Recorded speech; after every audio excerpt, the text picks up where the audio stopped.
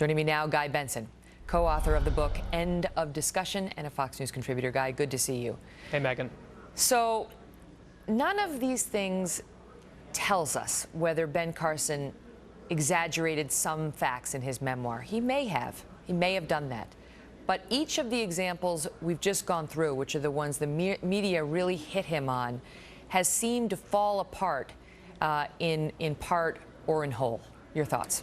Yeah, well, first of all, I'm still trying to wrap my head around the fact that in this electoral cycle, we have a candidacy for the president who is trying to convince people that, yes, he did stab someone.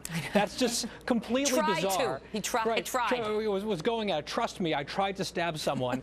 That's a presidential candidate. But I think that the exposition that you and your team just performed there, Megan, is so worthwhile and so important because 3 major news outlets really took a stab, so to speak, at Ben Carson this week, and they came up empty. They either totally blew the scoop or they omitted or didn't unearth relevant details that corroborated the broad arc of what Carson said. So this narrative seemed to take root in the media that Ben Carson is a serial fabulist. He makes things up out of whole cloth. And then lo and behold, bit by bit, it turned out actually no, the major thrust of these stories were true. The thing on the scholarship really gave a lot of people pause. Like you said, he's on camera saying, I was offered a scholarship to West Point. And everybody came out, Politico came out and said, they don't offer scholarships. And yet, Guy, they use that terminology on their own website. There was an ad put out not long ago discussing scholarships at West Point. It is not beyond the possibility that some official from West Point said to a promising young African-American ROTC scholar who got into Yale, we'd love to have you at West Point, and if you come here, it'll be a full scholarship. But the media is trying to prove a negative, and that's always very tough. Yeah, and if you're a 17-year-old kid in Ben Carson's position and you recounted his childhood and his upbringing, if you have someone from the military whispering in your ear saying, hey, you're really impressive, if you come to West Point, and by the way, you should apply, it would be free, of course your 17-year-old brain would translate that into, oh, full scholarship. So that was a mountain out of a molehill.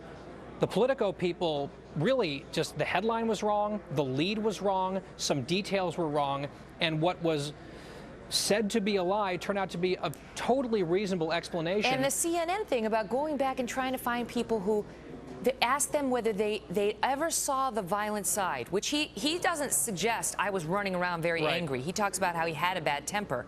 50 years ago, do you remember? I mean, 50 years ago, Guy, what does this prove? The point is they're ready to go after Ben Carson. He deserves to have that memoir probed. He does, fully probed and fully vetted. Yes. But do they have something special for this guy that they haven't had for others? See, that's the thing. I'm a big believer in the media thoroughly vetting presidential candidates, and I wish they would do it to both sides equally. That is completely fair game, especially for someone like Carson, who's an outsider, who's an amateur politically, who's running a heavily biographical campaign. Totally fine to look into this stuff. The one thing I will say that gives me concern if I'm watching the Carson campaign is all the evidence, much of the evidence that you just laid out that was exculpatory for Carson was unearthed by BuzzFeed. It's almost as if the Carson campaign was caught flat-footed by all of this and effectively outsourced their rapid response to BuzzFeed. That doesn't give me a great feeling about their preparedness. They got to step up their game. Exactly right. Here's my last point to you, and I got to go. Now, you tell me, when the media, if the media, does some sort of a deep dive into Hillary Clinton back in the 1990s when her husband was president, or prior to that when her husband was governor of Arkansas, and, you know, all the issues that we've gone through from, you know, Whitewater and her allegedly almost being indicted and so on and so forth, what are the odds that we're going to hear from many of these same media outlets, that's old news? Old news. That's not fair game. Yep, asked and answered. Old news, Megan. Move on. And that's just, what, 20, 25 years ago. That's not 50. Guy, great to see you. Thanks, Megan.